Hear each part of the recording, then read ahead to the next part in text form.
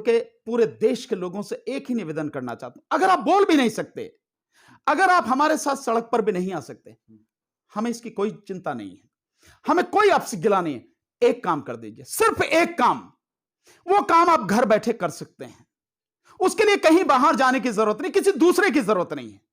Number एक, रिलायंस के जितने भी उत्पादन हैं, जितना भी सामान है, उसका पूरी तरह से बहिष्कार कीजिए।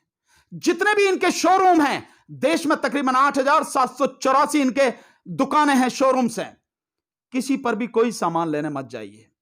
क्या रिलायंस जब इस देश में नहीं था, हमारा जीवन नहीं चलता था? हम भूखे मरते थे क्या? हम जिंदा नहीं थे क्या? शान से नहीं जीते थे, इज्जत से नहीं जीते थे क्या? तो रिलायंस का कोई भी उत्पाद मत खरीदो। रिलायंस का पेट्रोल पंप, उस पर जाओ ही मत। बहुत पेट्रोल पंप है, इंडियन ऑयल का है, भारत पेट्रोलियम का है, आईटीबीटी का है, कितने हैं, सब पे जाइए, रिलायंस में मत जाइए। दूसरा, जो रिलायंस का जियो है मोबाइल फोन, क्या हुआ अगर हम नहीं समाचार सुन पाएंगे या कोई हमें वो नहीं मिल पाएगी, सूचना नहीं मिल, कोई दिक्कत नहीं है, लेकिन इस जियो को निकाल के फेंक दीजिए। होगा इसका जो है बहुत बढ़िया होगा, लेकिन इसका जो नेटवर्क है वो बढ़िया है, तो क्या खूबसूरत अगर फंदा हो, रस्सी का फंदा बड़ा खूबसूरत हो, तो क्या हमें गले में पहन के फांसी लगा लेनी चाहिए? हमें यह करना चाहिए? नहीं ना, क्योंकि ये लोग जो काम कर रहे हैं, ये पूरी हमारी आने वाली पीढ़ी को तबाह करने का काम कर रहे हैं, इस देश को बर्बाद करने का काम कर रहे हैं। इसलिए जियो को जितनी जल्दी हो सके छोड़ दीजिए। दूसरा, ये जो न्यूज चैनल्स हैं, न्यूज चैनल्स में हम अपनी इच्छा को काबू नहीं कर सकते।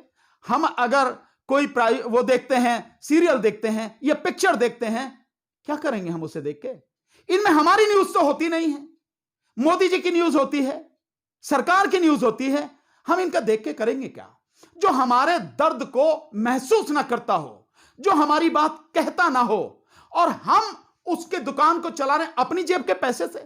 यानी हम रिचार्ज कराते हैं, चाहे 200 रुपए में, 400 रुपए में, 600 रुपए में रिचार्ज से, उन्हीं की दुकान तो चल रही है। और वो कौन है? वो हमारे दुश्मन है, हमें तबाह करने वाले हैं, हमें बर्बाद करने वाले हैं, हमें पूरी तरह से खत्म करने वाले हैं। हम अपने ही पैसे से उनकी दुकान चलाएंगे क्या? ऐसा होता है क्या? तो इसलिए हमें रिलायंस का जियो जो है, इसको बिल्कुल तोड़ के फेंकना है। कोई भी आप और ले लीजिए जो मन में लगता हो आपको है। तीसरा, अडानी का तेल, जो आपको फॉर्च्यून वाला तेल आता है ना खाने का, ये और अडानी के और भी जो भी प्रोडक्ट हों, सबका बहिष्कार कीजिए। ये अंबानी और ये अडानी और एक लाला रामदेव जिसके 60% से ज्यादा जो उत्पाद हैं वैसे ही बिल्कुल बेकार हैं, और सरकारी जो मापदंड हैं उन पे खरे नहीं उतरते हैं, उनमें मिलावट है या आउटडेटेड है, और मैं सीधे सही शब्दों में कहूं तो गोबर के अलावा कुछ नहीं है।